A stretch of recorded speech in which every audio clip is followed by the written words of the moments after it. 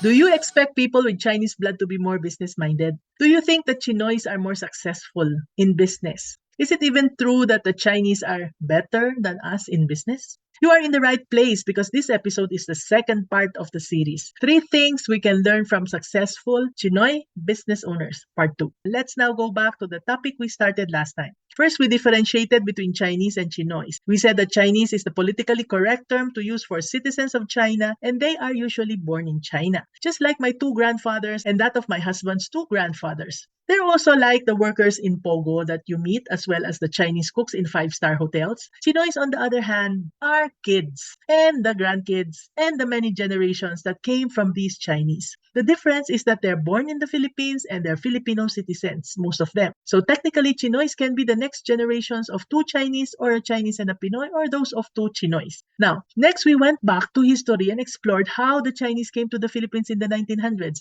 using the story of a lolo. Actually, it was my husband's grandfather as an example. We identified the similarities between the Chinoys and the OFWs of today, which is firstly extreme corruption, leading to an underdeveloped country because the money for the services that were for the people were pocketed by people in power. Second, lack of livelihood in their own country. The clayey soil forced the Chinese from Fujian to learn how to pedal. They became OFWs because there are no jobs that pay high enough.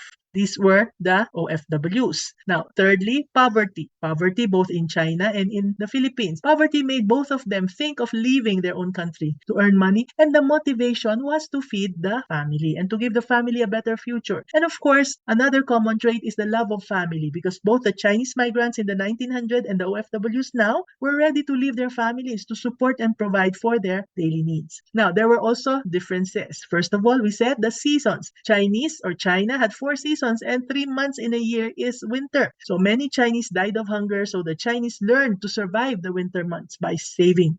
Pinoys only had the dry and wet seasons. There are occasional typhoons or rainy days, but we Pinoys, we just save for these rainy days. Know that it's just days and not months. So for some, instead of saving, they resorted to borrowing money because after the rain stops, it will be easy to make money again by selling a few of our produce, right? So do you see why the Chinese who came here became savers and why we Pinoys are not? Instead, borrowing money became ingrained in our culture. Pinoys are used to borrowing money, so when they got married and had kids, what values were passed on to them? Yes, the mañana habit. On the other hand, when the Chinese, like my grandfather, got married and had kids, so what values did they teach? Saving, frugality. Spend only for needs and always prepare for the winters in your life, even if there's no winter here. So for us Pinoys, the fertile soil and the good weather were blessings, but they also brought to some of us the curse of borrowing money. Now, for the Chinese and then the Chinoy, the curse of winter and clay soil became a blessing because it taught them the values of saving and frugality. Now, because of these values, this is why some Chinoys are successful in business.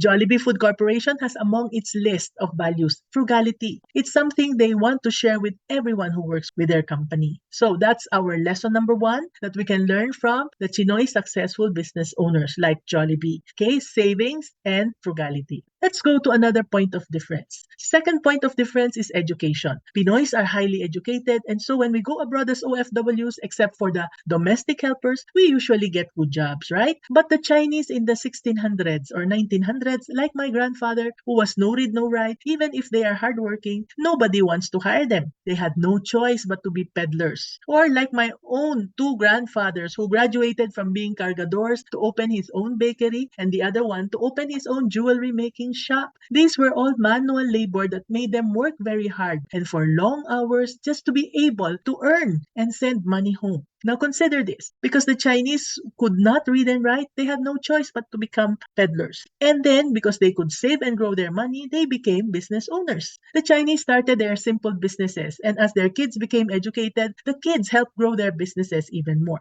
Now, usually the third generation gets to be more educated because they are sent abroad to study. This is just like Lance Gokong Wei, a Chinoy. His late father was also a Chinoy, John Gokong Wei. The Chinese was John's father, whose name was Gokong Wei. He was the real Chinese who came to the Philippines. Now, back to Lance, he studied in Singapore for a while and then in the US. This is the usual pattern for Chinoys who are successful. If you look at the story of Jose Rizal, our national hero, it looks like he too is a third generation Chinoy and that he came from a family that was really rich. Or else, how could he have been sent to Europe to study, right? Now let's go back to us, Pinoys. Our education qualifies us to get good jobs abroad. We've been exporting our health workers, engineers, and accountants for decades. Because of this, we've been suffering from brain drain for the longest time. Now let's look at the kids of these OFWs who have left for abroad. Many of them became OFWs themselves, right? Many of them became immigrants and settled in other countries. The question is it easier for them to become successful business owners? So, is good education a blessing?